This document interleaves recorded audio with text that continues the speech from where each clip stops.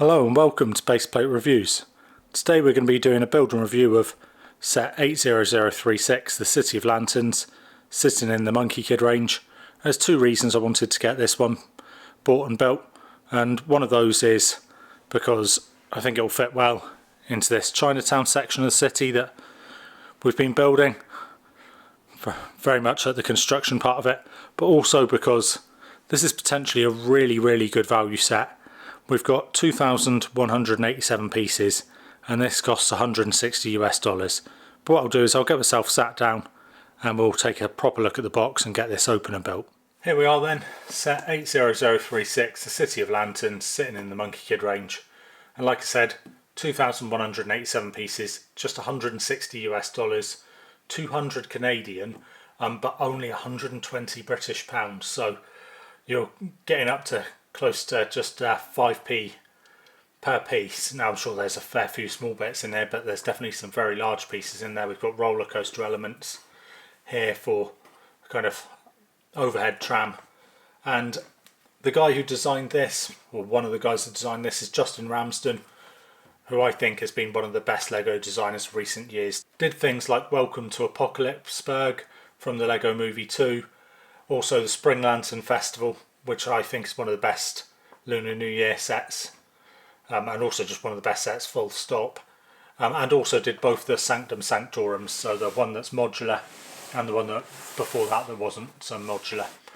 But yeah, if we look at the back, that shows definitely do have open backs to some of these sections, but what it also shows is the ability to switch these around. You can see the modularity of it just here. All the sections can come apart and be moved wherever you want, so I think that's going to be really great and certainly good for mocking and putting into my Chinatown section of the city. It definitely feels pretty weighty, as it should, with nearly 2,200 pieces, and we've got lots of minifigs there, although they're counting these two kind of robot builds on the minifig list there, so it adds up to 9. I think there's just 7.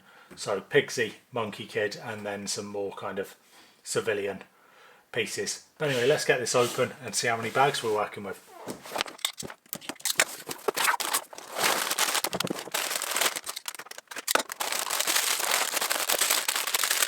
So I think we're up to 16 bags there, 16 fairly substantial bags, and the booklet, if I get that, feels pretty substantial too.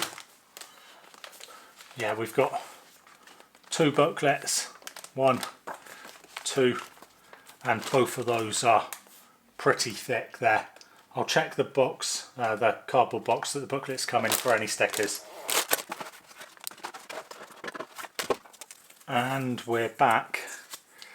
The news here isn't quite so good, so we've got 1 sticker sheet, 2 sticker sheets, and this looks like these are all kind of translucent ones, 3 sticker sheets, so very heavy on the stickers.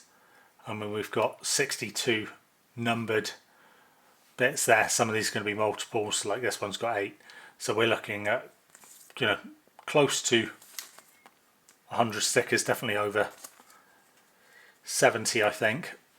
But yeah, it's what it is. The stickers look pretty cool, but definitely a lot of them. Anyway, let's get on with the build. Speed build here, about 1 minute and 20 seconds. And in terms of the actual build itself, yeah, pretty good. I really enjoyed building the actual structure that the kind of modules all sit in, but there were some tricky elements to that.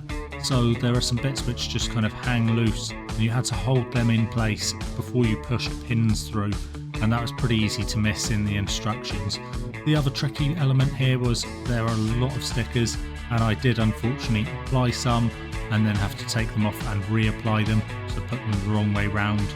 Overall then, a pretty challenging build for a 9+ set, but definitely a fun.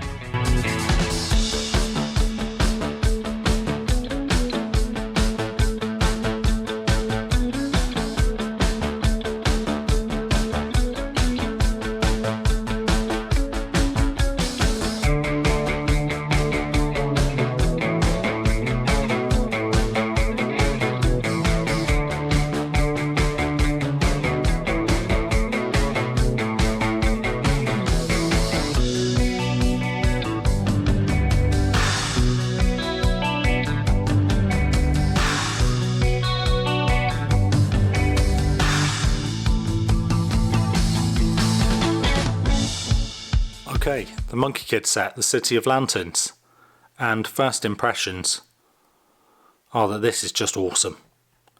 I think the kind of closest comparison in terms of what it looks like, what it displays like, is maybe something like Ninjago City Gardens, which is a much bigger set, but then does cost $350 US. This is 160, and I think, like I say, looks great from a display point of view. Great colours, really striking. But the thing that makes it even better is just how good it is as a playset, and that's down to its modularity, and I'll show you that in a second, but we'll run through each of the kind of sections. So obviously overall it's a big set, got some different parts to it. So we've got, starting at the top, we've got a Lotus Hotel with that lotus flower kind of top to it, and then to the left of it we've got a small Lego store with the Lego dragon there, and you can even see its tail poking out the side. To the side of that we have got this shrimp or lobster. I suppose it's a lobster, isn't it, with those pincers advertising the food here. And then to the right we've got this little panda convenience store. To the right of that we've got a really nice poster, a couple of nice posters actually. It's a pity these aren't prints, and the set is really heavy on the stickers. Some of those I did find a bit tricky, especially kind of the clear ones, always tricky to put together. The main module of the set is the restaurant just here, with a representation of the Monkey King on it, which is Monkey Kid's kind of alternate version, all from Journey to the West, the classic bit of Chinese literature. And then to the right of that we've got a little bubble tea bar just there. Additionally we've got, and this isn't so modular, although you can definitely take it apart, we've got a karaoke booth, and probably the one bit of the set I don't particularly like, I think this is supposed to be a representation of a karaoke mic, I'm not sure it's the best, and then the star shape behind it, I suppose showing you can be a karaoke star too. But inside there, I'll open the door. Should be able to see the karaoke booth. Again, another sticker just there. But yeah, pretty nice. Nice design for the kind of light up sides there. Don't actually light up, but you can imagine them dancing with colours if it was real.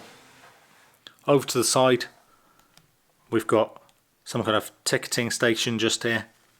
And to be fair, these were the stickers I had real trouble with. You do need to put them on effectively upside down when you're doing the building, and really need to pay a bit of attention unless you want to put those on twice. And then we've got this kind of station for the overhead train line, which obviously runs around the entire track, the entire building.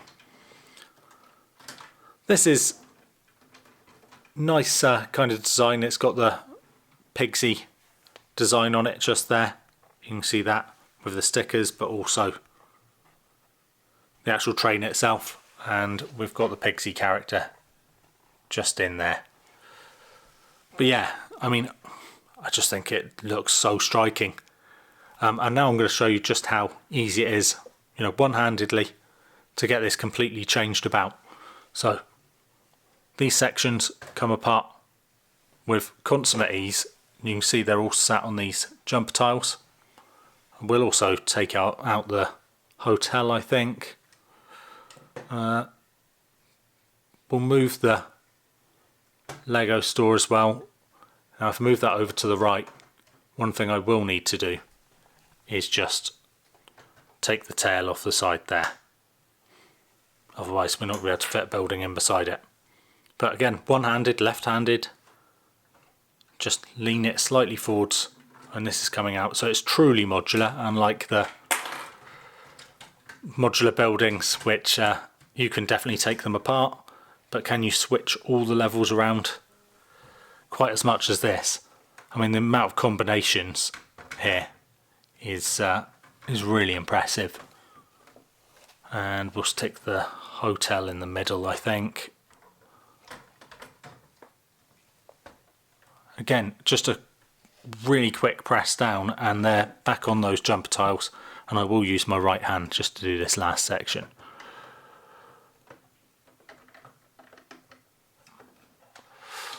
Now I think it's the minifig is the thing that was blocking that, but the actual module, so it was actually a Lego store bag which was the blocking factor. I'll put her up in front of the Lego store, and of course really easy to do, but the impressive thing is that when I move this back, this still looks great.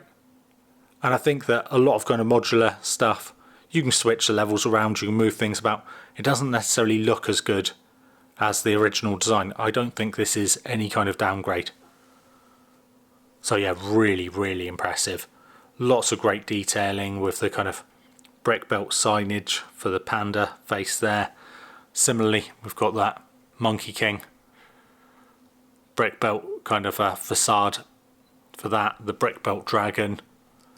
So although there's a lot of stickers, there's an awful lot of great detailing as well. And if I move it round to the back, obviously this is where it doesn't look quite so great. So I'll move the whole set around.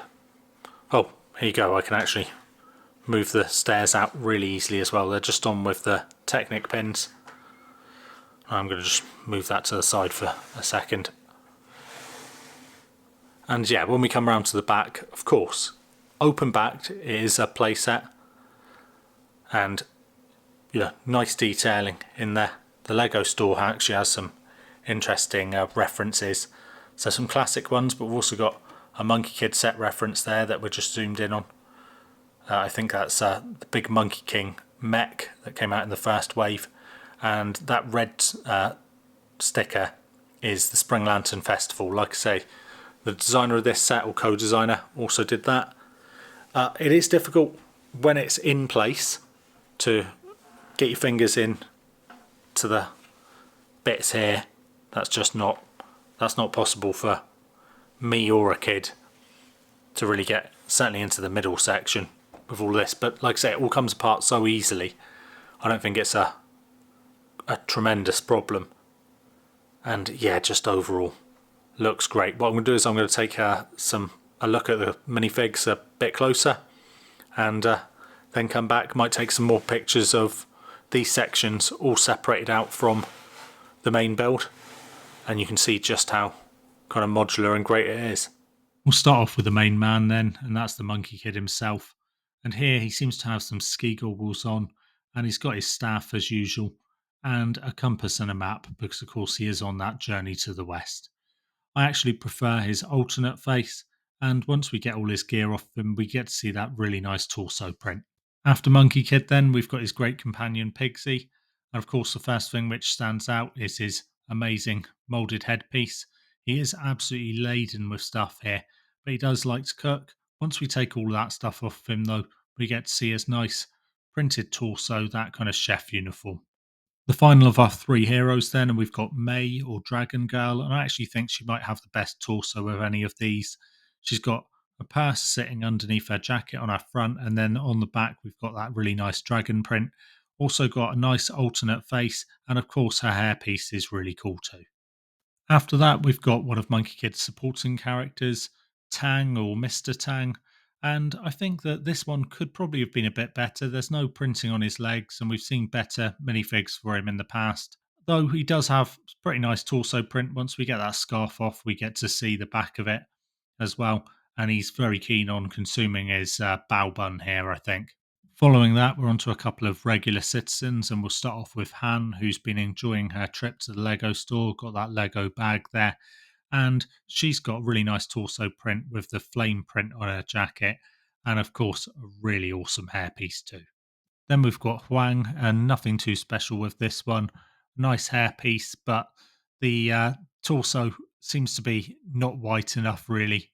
The print's kind of a bit muddied there for sure. The final actual minifig then is the train driver, and this might be the most boring of the lot. Completely perfunctory. Does the job, but nothing special at all. Finally, then we've got the two robots, or city bots as they're called here.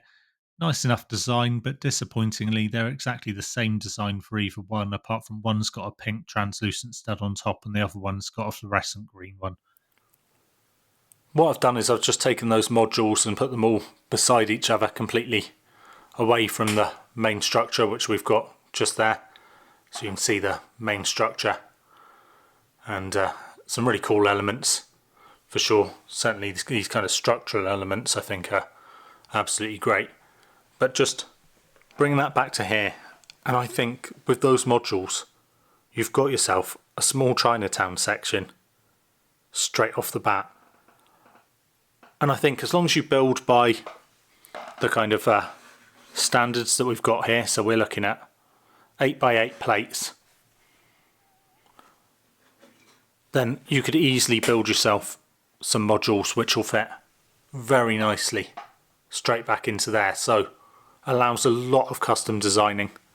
I think what I'm going to do is I'm going to bring across a couple of other sets, and you can see just how well the designs for this and these modules fit with those sets. So I'm going to bring Ninjago City Gardens across, and also the recent family reunion celebration.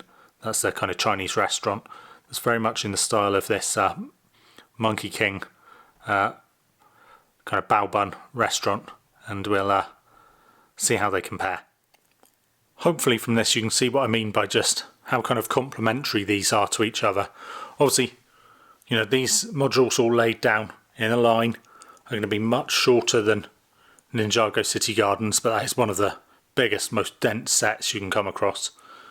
But if we look at that family reunion celebration restaurant there, and then versus this little Monkey King restaurant, it's like a mini version of it.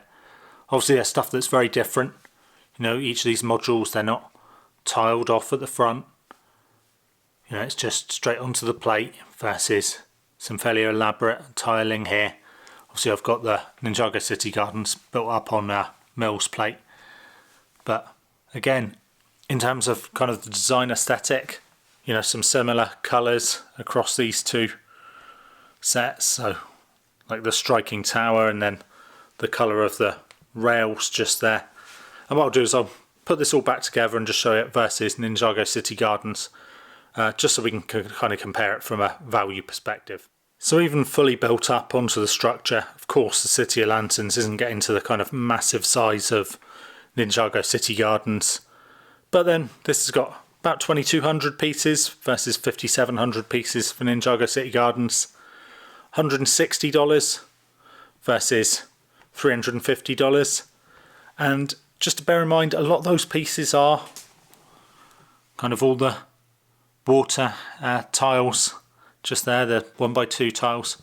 So I think from a value perspective you can definitely kind of go, if you haven't got that $350 but you can get to $160 US, I think that this is a absolutely fantastic set.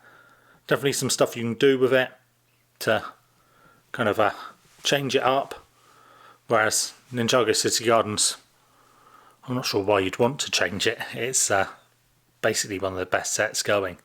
But I think it's a real pity that you don't actually see the Monkey Kid sets in shops in general, certainly in the West, in North America in particular. You kind of have to go out of your way to go onto the website to find the sets, because I actually think it's arguably as good a range as Lego have got at the moment. I think it's better than Ninjago in general. Not the Ninjago City range, obviously we've got Ninjago City Gardens, the markets and stuff like that, but the regular Ninjago stuff I don't think really competes with Monkey Kid. This is as good as a set I think you're going to find for around that price point. Absolutely ace. Okay then, in summary, what do I think? I think you can tell I think it's a really great set. Really fun selection of minifigs just down there, save for maybe that slightly boring train driver. And overall, just a great aesthetic. Going to go really well with something like Ninjago City Gardens, or even if you've got Ninjago City Markets. And I'm going to really enjoy putting it in the Chinatown section of my city. I think it's going to fit really well there. But if you've got a kind of more futuristic city, not something where you're going for ultra realism, then I think this will work really well. Drawbacks, definitely in terms of the amount of stickers. They are pretty much everywhere. And even though some of them are really nice, I like this one in particular, the 6D IMAX cinema poster. And yeah, it's tricky, and this is a 9+ set, and I would say those stickers are not just a lot, some of them pretty tricky to apply.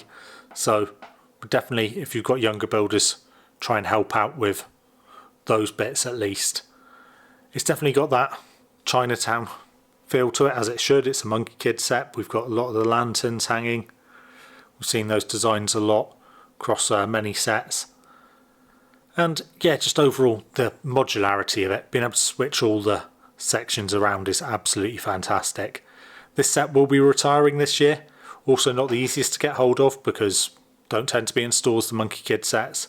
So I'd have to say, if you can get hold of this, then do. We've got the upcoming Lego sale that's going to coincide with Amazon Prime days. So maybe we might see some discounts on this. Who knows? If you see it discounted, I'd definitely be getting after it. Hope you've enjoyed the review. Enjoyed seeing all the build process of this. If you have, then please leave a like. And if you're not subscribed already, 500 if you are, then think about hitting that subscribe button. It's really appreciated. But as always, be good.